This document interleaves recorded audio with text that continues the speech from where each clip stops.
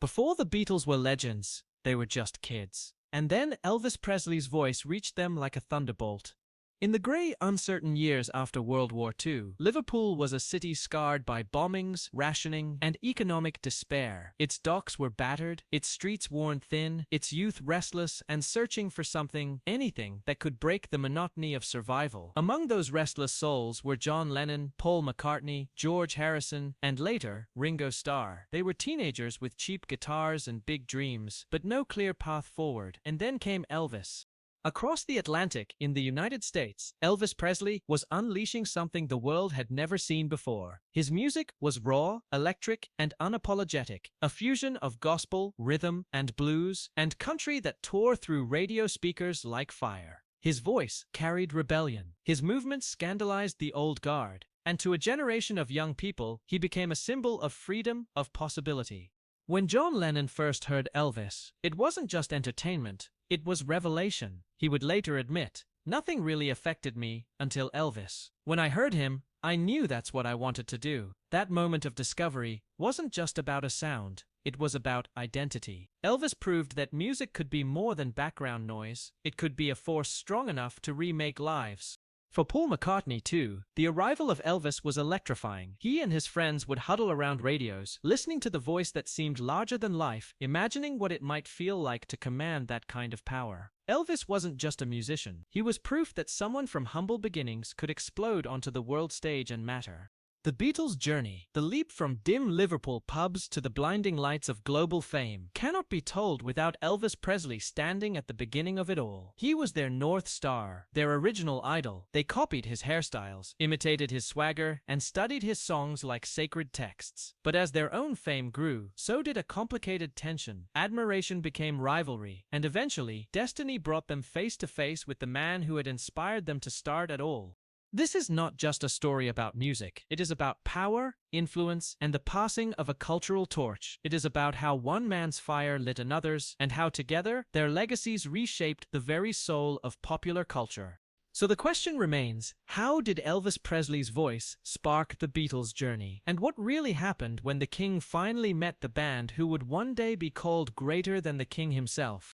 Liverpool in the 1950s was not a city of dreams. It was a place rebuilding itself after the devastation of war. The docks, once the lifeblood of its economy, had been pummeled during German air raids. Buildings still bore scars of bombings. Poverty clung to the working-class neighborhoods like fog, and for young people, the horizon often seemed narrow and unchanging. Most were expected to follow their parents into factory jobs or dock work, living lives that mirrored generations before them. But a few restless souls longed for something more.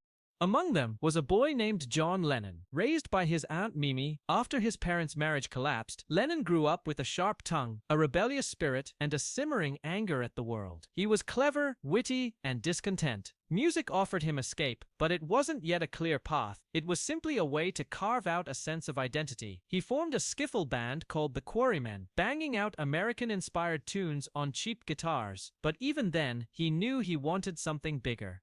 Paul McCartney entered Lennon's orbit not long after. Paul's life had been shaped by tragedy. His mother died when he was just 14, leaving a wound he would carry for the rest of his life. Where John was biting and brash, Paul was sensitive and melodic, but beneath his gentleness lay ambition. He studied songs with precision, able to reproduce melodies after hearing them only once. Together, Lennon and McCartney formed a partnership built on contrast, John's raw edge against Paul's polish.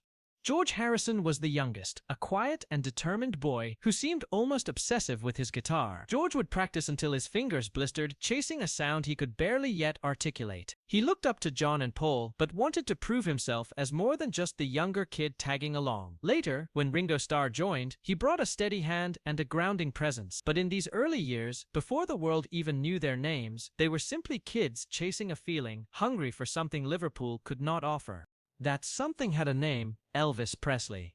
For these boys, Elvis wasn't just a distant celebrity. He was a revelation. The first time John Lennon heard Elvis's Heartbreak Hotel in 1956, he described the moment as life-changing. "When I heard it," Lennon would say later, "that was it. I had to be Elvis." He wasn't alone. Paul, George, and countless teenagers across Britain felt the same surge of electricity when Elvis's records crackled through radios and jukeboxes. They studied his style, they copied his swagger, they slicked their hair like his, and tried to strum their guitars with the same raw fire. Elvis was proof that music could be more than entertainment. It could be an escape route, a rebellion, a way to transform ordinary lives into something extraordinary. But Elvis's rise was more than just music. He embodied a cultural shift. In Britain, where rationing had only recently ended and society still clung to rigid traditions, his defiance felt revolutionary. He sang with abandon. He moved his hips on stage in ways that shocked adults and thrilled teenagers. The establishment called him vulgar, dangerous. But to young people in Liverpool, that danger was the point. The Beatles' earliest steps were taken in Elvis's shadow. Their skiffle songs slowly gave way to rock and roll covers. They learned the chords to That's All Right, Blue Suede Shoes, and All Shook Up. They weren't just imitating, they were learning how to build a new language of sound. Every time they picked up a guitar, they were chasing the spirit of Elvis Presley. Yet even as they admired him, a question lingered in the background. Could they ever rise beyond imitation? Could they find a voice of their own? One that didn't just echo America, but spoke to the world in their own way. That question would become the fire driving them forward. In these early years, the Beatles were not yet the Beatles. They were boys standing in the long shadow of a king. And in that shadow, they began to dream of becoming something greater than even their idol.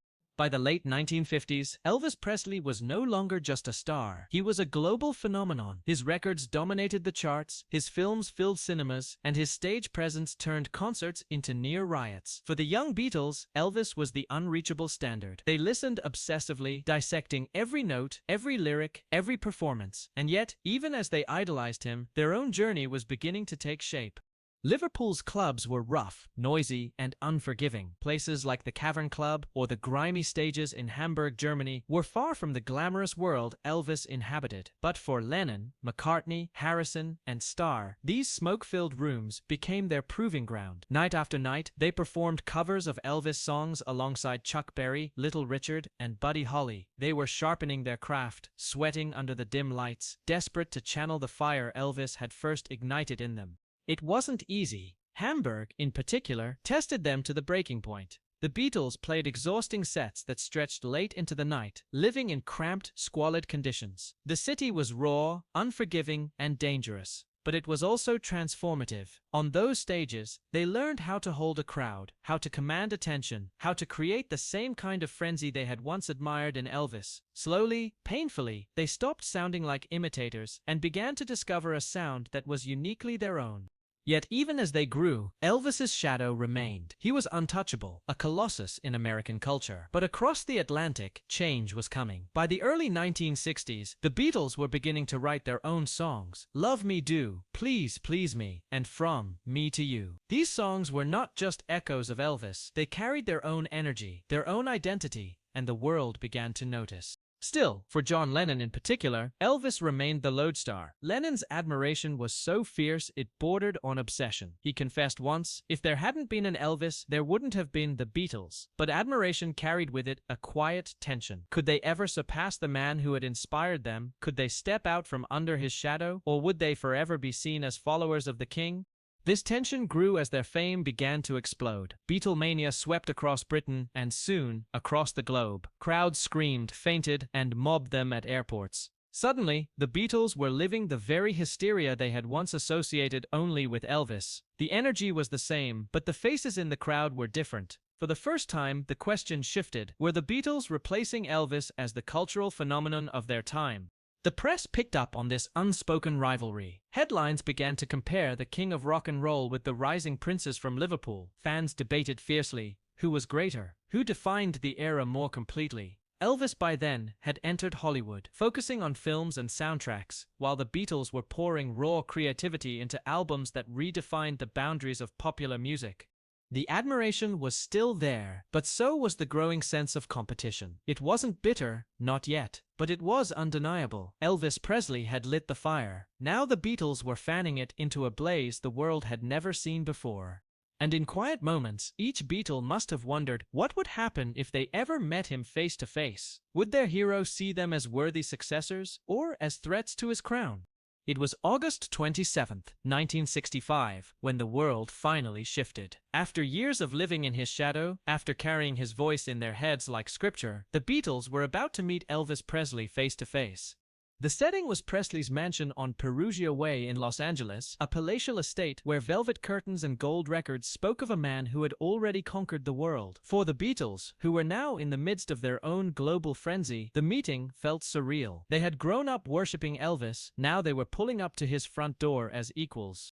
But with that equality came tension. The Beatles had risen so high, so fast, that the press had begun whispering the unthinkable, that they had replaced Elvis as the icons of a generation. The King versus the Beatles, it was a narrative the media couldn't resist. For Elvis, who had once stood alone at the top, this encounter carried a different weight. He was no longer the fresh rebel of the 1950s. He was now a man in his 30s, working through a string of Hollywood films that critics often dismissed as shallow. The Beatles represented something Elvis had once been: youth, danger, revolution.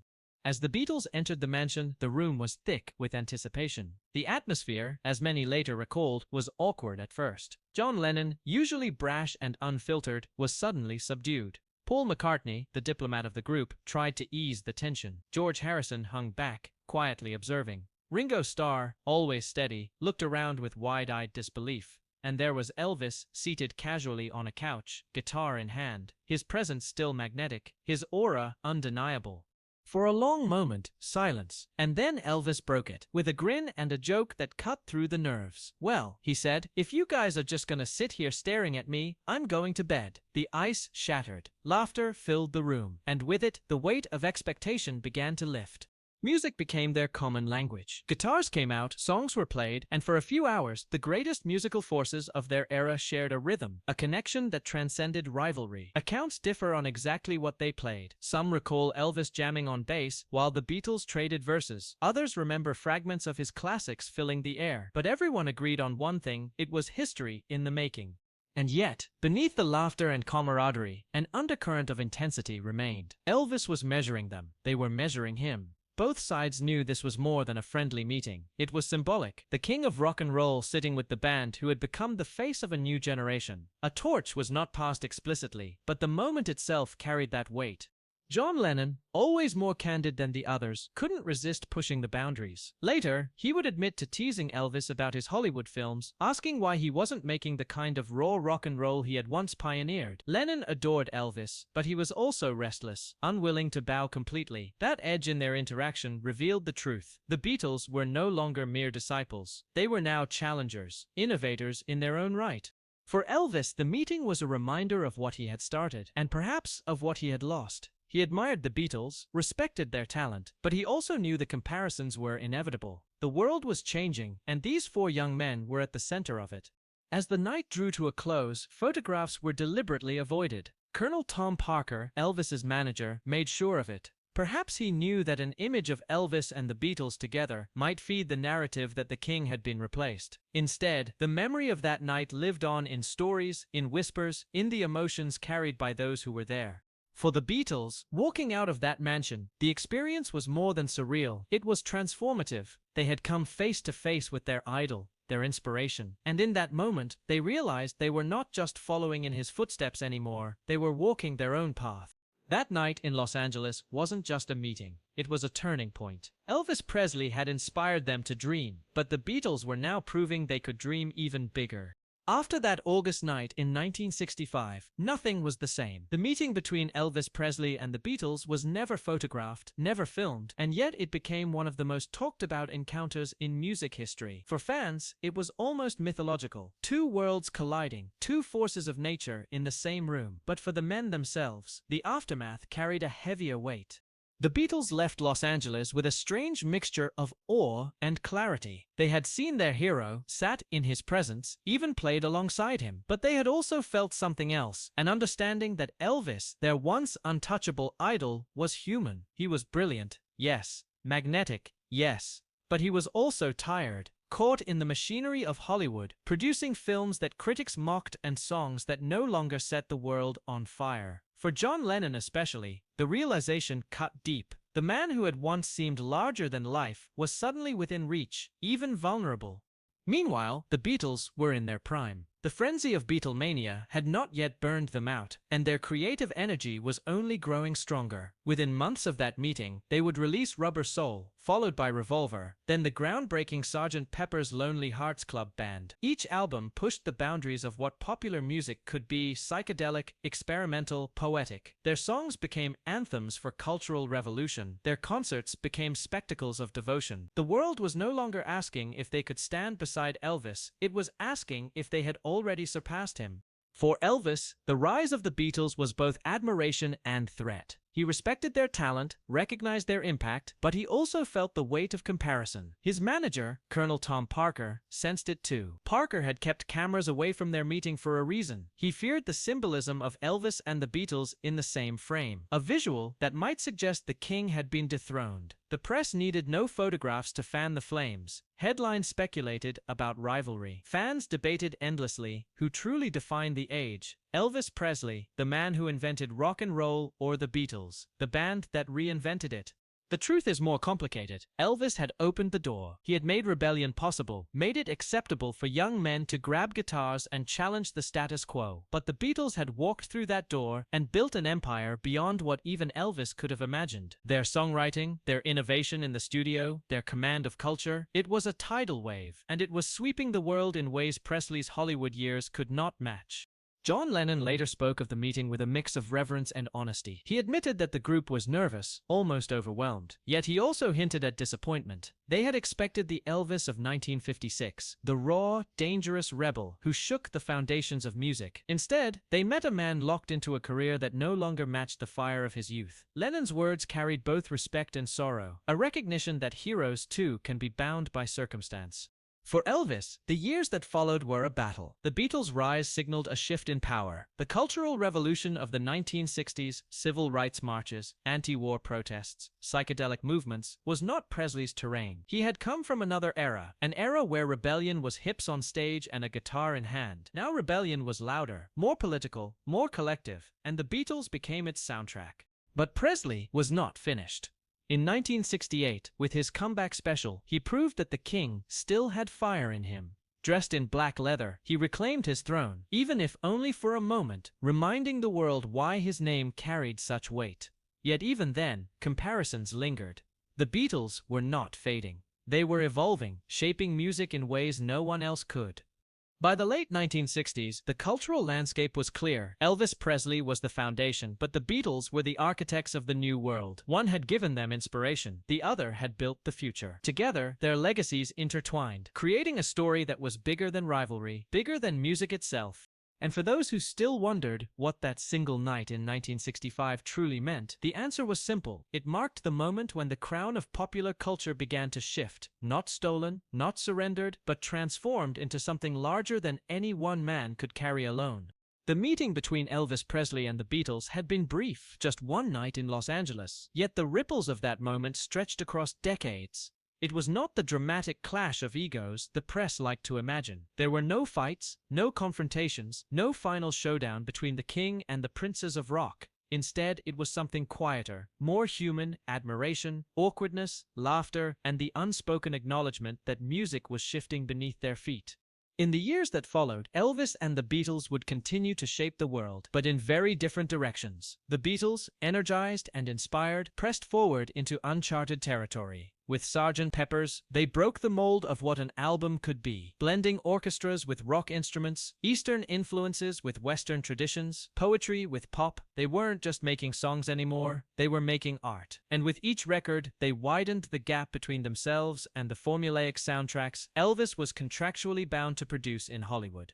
Yet for all their innovation, the Beatles never forgot their roots. In interviews, they continued to speak of Elvis with reverence. Paul McCartney would later say, "It was Elvis who really got me out of Liverpool." For George Harrison, Presley's charisma was unmatched, a reminder of what music could feel like at its most raw. Even John Lennon, who could be cutting with his words, admitted that Elvis was the beginning and the end of everything for him. That respect never faded, even as their careers took separate paths.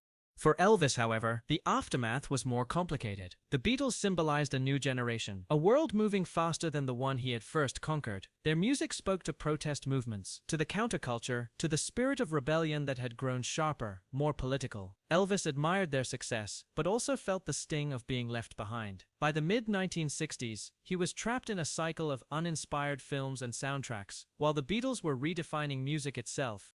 Behind the scenes, Elvis's insecurities surfaced. In private conversations, he reportedly expressed concern about the Beatles' influence, even meeting with President Richard Nixon in 1970 to warn about their impact on American youth and drug culture. It was a paradox. The man who had once been the face of rebellion was now worried about the new rebels who had taken his place. It revealed a deeper truth. Elvis had never stopped caring about his crown, even if he didn't always fight for it in the open. And yet, his story was not over. The 1968 comeback special reawakened the spirit of the king. In a black leather suit, stripped of Hollywood glamour, he sang with the raw passion of his early days. For a moment, the fire returned, and audiences remembered the man who had first made them believe in rock and roll. But history had shifted. The Beatles, still in their creative prime, were charting new horizons with the White Album and Abbey Road. The cultural throne was no longer singular. By 1970, the paths of Elvis and the Beatles diverged permanently. The Beatles would break up in 1970, their partnership dissolving even as their influence only grew stronger. Elvis, meanwhile, entered his Las Vegas years, his voice still powerful, his charisma still undeniable, but his personal battles with fame, isolation, and addiction quietly eroding his strength. When Elvis died in 1977 at just 42 years old, the world mourned the loss of the man who had started it all. And the Beatles, though no longer a band, carried his spirit with them. Lennon, McCartney, Harrison, and Starr each acknowledged that without Elvis, their journey might never have begun. The aftermath of their story is not about who was greater, it is about the way their legacies intertwined. Elvis Presley lit the fuse. The Beatles turned it into an explosion. Together, they reshaped the 20th century, not as rivals, but as two chapters of the same epic story. And even now, decades later, when a Beatles song or an Elvis record plays, that story continues to echo, reminding us that greatness is not about who wears the crown, but about how the music itself survives. When we look back on the story of Elvis Presley and the Beatles, it is tempting to frame it as a rivalry, the king against the rising princes. But that would be too simple. The truth is deeper, more profound. Elvis was the spark, the thunderbolt that struck four boys in Liverpool and showed them that music could be a weapon, a shield, and a voice all at once. Without Elvis, there may never have been the Beatles as we know them. And the Beatles, in turn, became the living proof of what his influence could achieve. They took the raw rebellion he unleashed and transformed it into an art form that spanned continents and generations. Where Elvis had shaken the walls of the 1950s, the Beatles built cathedrals of sound in the 1960s. Together, they did not just make music, they changed what music meant.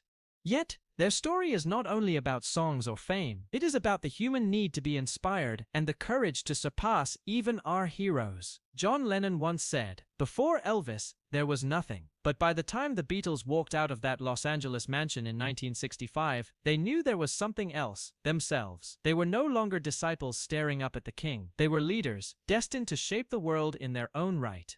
For Elvis, the Beatles were a reminder of youth, of danger, of the restless fire that had once made him unstoppable. For the Beatles, Elvis was both a hero and a mirror, a reflection of what it meant to rise, and a warning of how easily one could fall. Their legacies were not in competition, but in conversation, each magnifying the other. And what remains today? Not rivalry, not bitterness, but legacy. Songs that still fill radios, films that still replay, voices that still feel alive decades after the men themselves have gone. Elvis and the Beatles remain timeless. Because their stories were never just about music. They were about daring to dream, about breaking free from the weight of expectation, about leaving behind something that cannot be erased.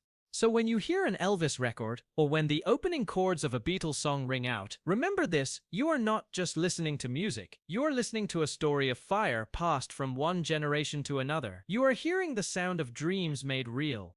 And now, I ask you, what do you think? Did Elvis hand them the crown, or did the Beatles claim it for themselves? Share your thoughts below. If this story moved you, if it made you reflect on the power of music and legacy, make sure to like, subscribe, and join us again. Because stories like this, stories of struggle, triumph, and inspiration, are not just history, they are the heartbeat of who we are.